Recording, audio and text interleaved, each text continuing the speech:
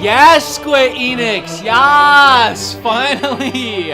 Oh, man. In the last video, I said it's all on Square's shoulders to save the day, and they came out swinging. I loved that conference. That is by far the best one. I'm sorry, Microsoft.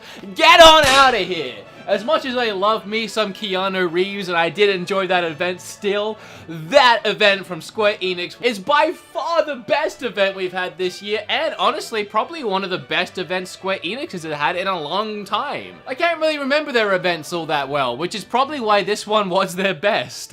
Like, the entire first half of this event was just insane, on fire every single second. And then it slowed down around the middle and picked up around the end, but all in all, it was a very solid and enjoyable conference. Why, do you ask? Well, I'm gonna go through the entire event. I'm not missing a single thing because I loved it all. But long story short, gameplay, new announcements, exciting things, stealth drops on the Nintendo Switch, and so much more. This has been an incredible last few days, and I am drawing close to the end of my energy levels, especially for today. But I do want to say, I'm going to put down all of these great Square Enix games for a second, so I can go back and talk about Ubisoft, unfortunately, for a moment. As I'm sure a lot of you saw, I uploaded a little 1-minute video on the channel, which I'm eventually going to delete whenever Ubisoft finally reinstates my ability to live stream. Why does Ubisoft have the ability to disable that? I don't know. I honestly don't know. And this, I don't even know if I'm looking at Ubisoft or I'm looking at YouTube more. Why does Ubisoft have the ability to take away my live streaming? Because here's the thing, if you get a copyright strike on your channel, you lose the ability to live stream for up to 6 months. But I didn't get a strike. In fact, none of us that streamed Ubisoft's event got a strike on our channel. No, it's not that. We all got our streams claimed. Trust me, Ubisoft claimed our streams 10 times over. They want that juicy cash, which is fine. It's their event. All I was doing was reacting to it. Falls under fair use in ways, but for the most part, I don't need the money for that, Ubisoft. If you really want my pennies, take them. I don't know why you need them, honestly. You look like you're doing well. But regardless of that, I didn't get a strike or a claim. No, Ubisoft just saw that I was streaming their event and went, nah, you can't do that anymore. Completely removed my ability to stream, along with Spawnwave, Nintendo Prime, and just anyone and everyone that streamed. They did reply to my tweet, and they said they were working on it. I don't know what there is to work on. Thank you to everyone that joined me on Twitch instead. Hopefully we don't have to be there tomorrow. As much as Twitch is a fine platform, it's just not where I am. I am on YouTube, but if we have to, we have to. And you can thank Ubisoft. With all that being said, we're not here to talk about a company that has no idea how to put on an entertaining conference at E3. We're here to talk about a company that can do that in spades, and that is Square Enix. So let's get started. As soon as their event started, Final Fantasy VII exploded onto our screens, and I think everyone was expecting them to start with that. I am not even a nostalgia fan of Final Fantasy VII. I appreciate and like the game, but I didn't play it and finish it when I was young, so I don't have that nostalgia. And even I was losing my mind, and it's just so hype. Like, listening to everyone in the crowd going bananas, I love this feeling. It is so great. It's just that love for video games. And this is how you show off a game at E3, by the way. Not only a ton of gameplay, but they broke down the gameplay. They had someone there on stage explaining what was going on, breaking down all the gameplay elements and all the little fine details you might miss, and then they just let a huge fight with a giant mech play out. And now that you've learned a lot of these things, you get to see them in action, as well as a bunch of other things you didn't know about or expect, and it was just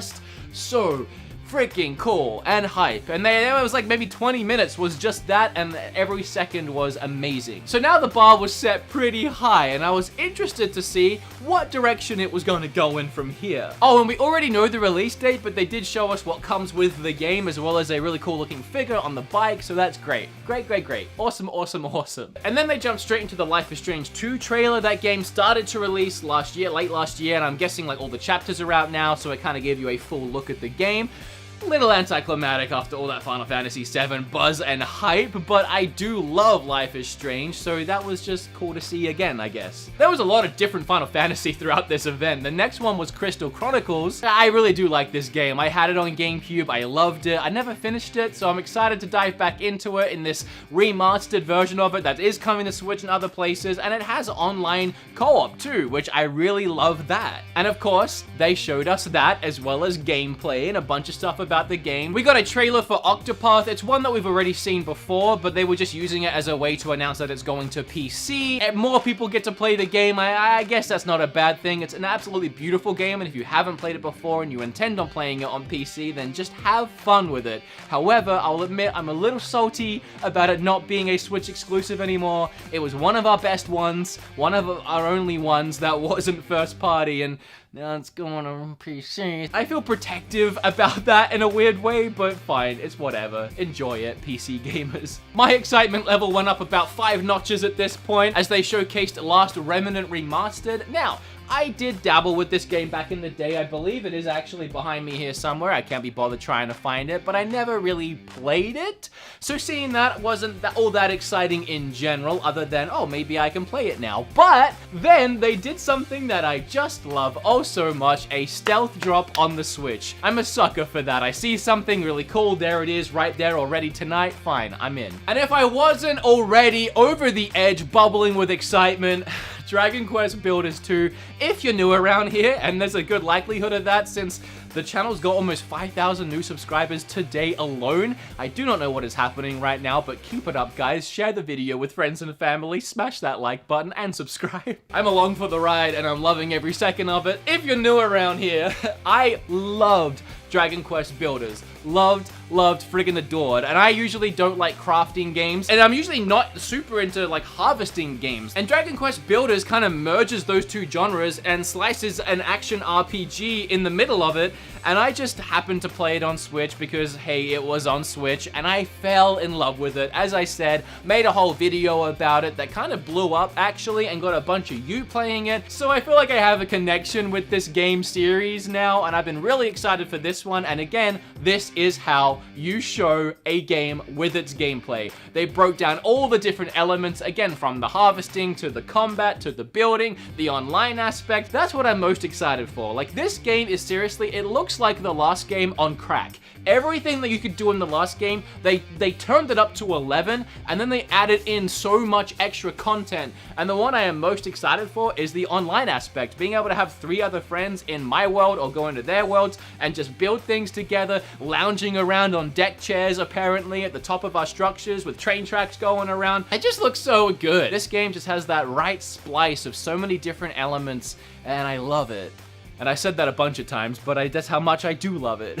Oh, and it's coming out next month. You can already pre-order it on your Switch, but I'm gonna wait for that physical. Unless it doesn't get that physical right away, I should look into that. Dragon Quest VIII, we already knew about that coming to Switch, and it looks incredible. I can't wait. It releases very soon. Now, we can all be honest. About now is when it started to die down a little bit.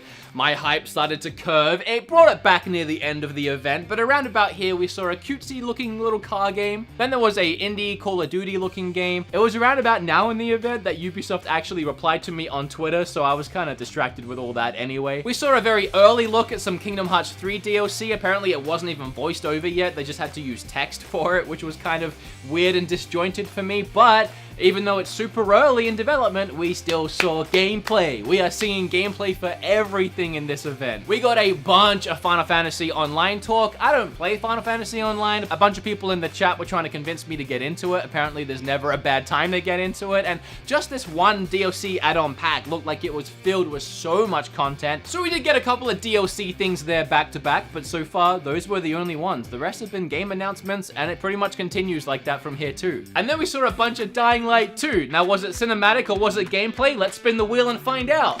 Never mind, we're in Square Enix's event, so of course it was gameplay. They're doing it right. Then apparently there's a bunch of retro goodness coming to Switch in the form of the Romancing Saga being ported to it, possibly remastered. I was again checking Twitter and seeing if I had my live streaming back on YouTube. Yeah, I got distracted here and there in this event, and this was one of them, but I will say, gameplay. All gameplay, and it's coming to Switch. Actually, like half of these games I'm talking about are going to Switch and dropping on Switch tonight or very soon. So yeah, maybe I'm biased, but this was a great event. Man, I like to keep saying that. Now, the next thing was Outsiders, and this was our first true cinematic-only look at the game, but it was the first time they're announcing it, so not only do they get a pass for that, but they did it right, man. As soon as this cinematic trailer ended, and by the way, that trailer looked great. And going into it with the knowledge that it's developed by the same team that did Gears of War Judgment, which was okay, but Bulletstorm, which was fantastic, I was already more than willing to give it a chance. But then after the trailer, we got a look at the dev team in their offices talking about the game and what it is they hope to achieve and what kind of game it is. But in between,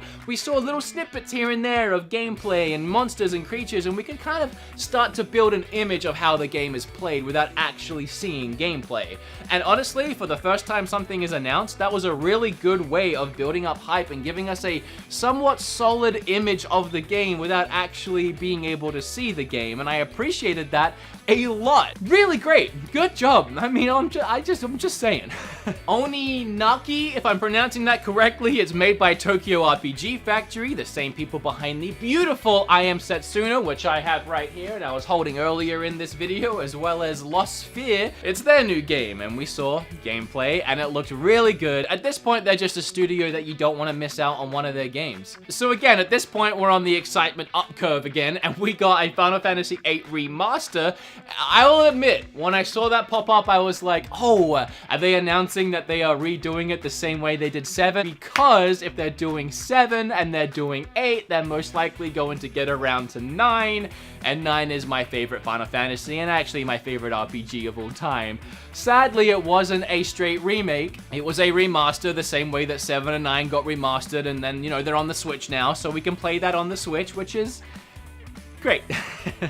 Not fantastic, but good. Now, throughout this event, people were really worrying me because they were leaving comments in the chat saying the Avengers game turned out to be a mobile game, like something leaked somewhere they found out about. Wasn't the case. We finally got a look at it. The first thing we saw kind of gave you a feeling it was going to be similar to something like the Spider-Man game on PlayStation 4, where you have this larger-than-life adventure that you maybe could play in single-player offline, but you could also invite your friends in or do co-op, and it's very story-driven and these big action set pieces. And then they started talking about the game though, and they mentioned how it was online, and there was an ever-growing roster of characters, and there was ever-growing amounts of places to explore, and all of that was free, and actually everything they were saying was great. No microtransactions, no loot boxes. That got a big cheer. I still think it's disappointing that we were at a position in gaming where people actually cheer for something like that, but regardless, all of that talk made me realize, oh, this game is probably like Anthem, but it's Avengers themed, and hopefully good, unlike Anthem. And I'm down. But they do have some great talent behind it. They had a bunch of really cool voice actors and actresses, and I don't know the ones on the middle couch. The chat was going crazy for a couple of them. I think the chick,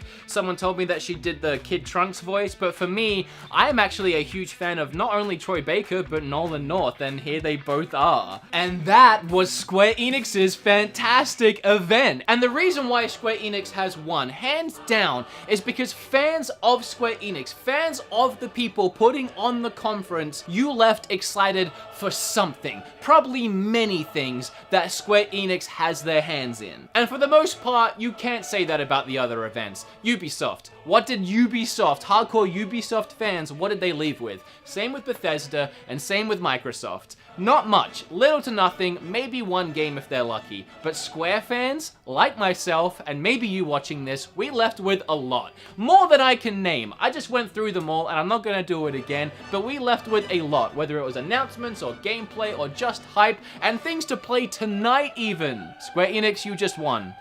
Sadly, Nintendo is gonna beat you, but for the next 24 hours, Square Enix, you are the king and queen of E3. And I'm crowning you that, so there you go. I really, really needed that after Ubisoft stabbed me in the back. 500,000 new subscribers, plus 600,000. If you want to join the ever-growing family and help me etch even closer to that 1 million goal, you know what you have to do. Hit a flip all over that subscribe button and that bell with notifications turned on. I am so hyped up. I don't know how I'm gonna sleep tonight. Who am I kidding? I'm gonna pass out like a rock. Alright, guys. See you tomorrow for Nintendo. Get ready.